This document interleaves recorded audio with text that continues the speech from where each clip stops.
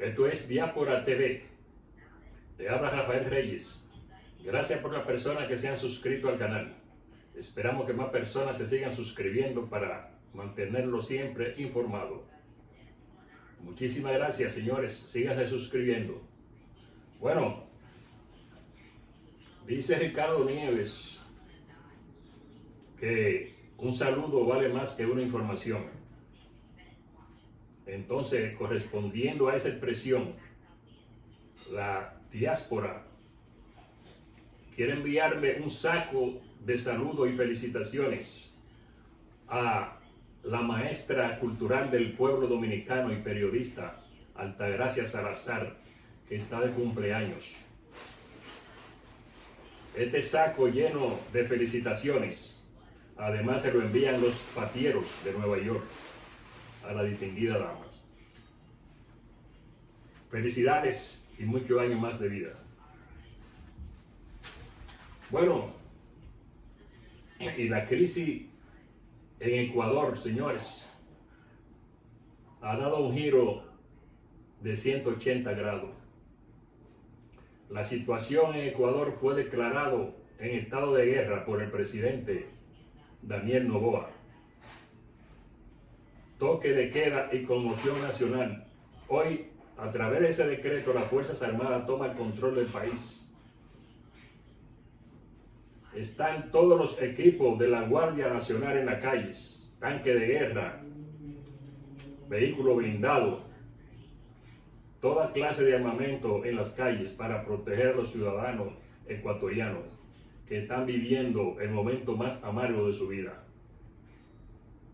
Fruto de la dejadez y el descuido de gobiernos anteriores, como el de Lenín Moreno, que se descuidaron y permitieron que el crimen organizado se expandiera de la forma que lo ha hecho en ese maravilloso país de Sudamérica. Los narcotraficantes de Colombia, que allí fueron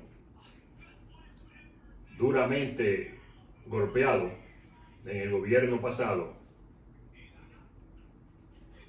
huyeron para Ecuador y allí establecieron sus bases y han tomado los puertos de Manta como su centro de operaciones. Y los carteles de México, Nueva Generación y Sinaloa, allí se señorean como si fueran dueños del país. Hoy la Guardia y la policía están listos para combatir esta situación. Y interna, con la orden a las fuerzas militares y policiales para acabar con 20 grupos criminales, la mayoría de ellos relacionados tanto con el cártel de Sinaloa como con el cártel Jalisco Nueva Generación. Y el cártel de Sinaloa y el cártel de Jalisco Nueva Generación controlan el narcotráfico y el crimen organizado en esa nación sudamericana. Y el Fito era el responsable del asesinato del candidato presidencial Fernando Villavicencio, quien ya había acusado y ya había dicho que había sido amenazado por el cártel de Sinaloa.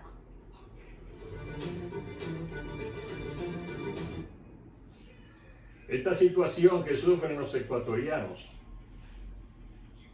habrá que lucharla y no se sabe hasta dónde llegará el estado de guerra en Ecuador, porque hay presunción de que varios funcionarios estén ligados a esto, y lo he dicho. Quienes están combatiendo hoy a las bandas, que son más de 22 grupos criminales que fueron declarados como grupos terroristas por el presidente Daniel Noboa, quienes lo están combatiendo hoy fueron quienes permitieron su desarrollo en Ecuador. Entonces es una situación muy paradójica. No todos tendrán fuerza para combatir a quienes arroparon en tiempos anteriores. Pero de seguro que el pueblo ecuatoriano y su gobierno saldrán de esta terrible situación en que está atravesando el Ecuador. Bueno, señores, Y el PRM acaba de oficializar la candidatura a senador por el Distrito Nacional del abogado y político Guillermo Moreno. Es una gran conquista para cualquier partido político tener por lo menos de aliado a una figura como Guillermo Moreno,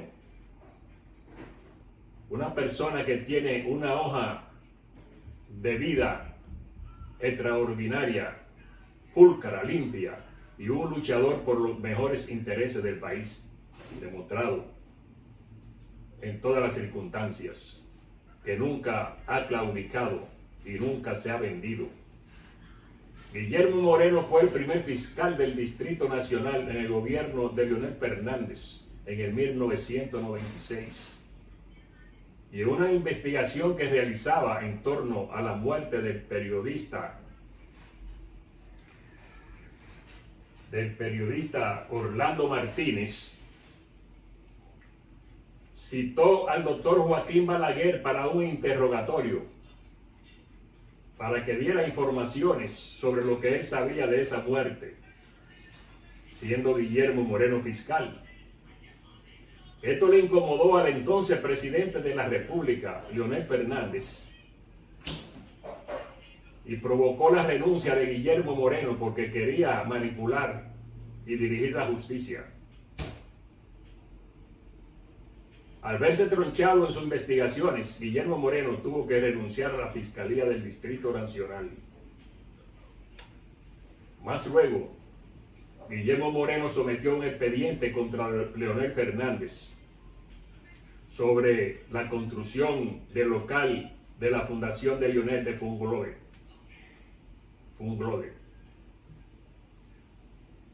Guillermo Moreno establecía en ese expediente que los recursos de la construcción de esta obra multimillonaria habían salido de los dineros del pueblo, del desvío de dinero del presupuesto nacional y del lavado de dinero del narcotráfico. Pero este expediente fue archivado por la entonces fiscal del distrito, Jenny Berenice. Así es que con un senador, con un candidato con una hoja mucho más profundo de lo que yo he dicho a beneficio del país, no es posible que un capitaleño le niegue su voto, porque ese voto se lo ha ganado Guillermo Moreno en todas las actividades en defensa de los intereses de la patria. Bueno, señores, y los ciudadanos cubanos que aún viven en Cuba se han convertido en el 9º país más miserable del mundo, de acuerdo a estudios realizados por Bloomberg Line. Bloomberg Line establece que los cubanos son la gente más miserable, el 9º lugar en el mundo entero, y los terceros en América Latina. Son más miserables que los haitianos,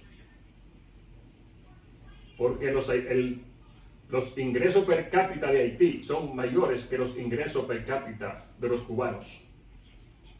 Aunque Haití sigue siendo el país más pobre por otros factores, pero por lo menos tienen la oportunidad y el derecho de comer mejor que los cubanos, siendo el país más pobre de América Latina y uno de los más pobres del mundo. Los cubanos hoy hay que darle una oportunidad a esa juventud cubana con grandes valores humanos y con una gran capacidad de emprendedurismo. Son muchos emprendedores, porque la única salida que esa juventud tiene hoy es salir del país, donde viven hambriento y harapiento los cubanos, jóvenes con el deseo de progresar, pero el gobierno no le da la oportunidad porque allí todo es controlado por el gobierno. Jóvenes con toda la preparación, pero apenas tienen un pantalón corto y una franela con que vestirse y una chancleta. Esa juventud debe darse la oportunidad de progreso, porque ahora en el nuevo programa y nuevo plan del gobierno establece que solamente se le darán cartillas de alimentos a los niños y a los ancianos. O sea que no habrá comida para los jóvenes y para los medio mayores. Solamente comerán por el gobierno, con el subsidio que da el gobierno, los niños y los de la tercera edad. O sea que se le aprieta el nudo al pueblo cubano. Así van las cosas, señores. Y sabemos que Cuba dependía de la Unión Soviética, pero después de la caída del muro de Berlín y la desaparición del comunismo, quedó Cuba como el único país comunista del mundo, porque los demás se convirtieron en capitalistas. Y aún ese comunismo sigue en Cuba, abandonada por Rusia ya, porque no le da los recursos que le daba antes, y por eso ni siquiera combustible hay.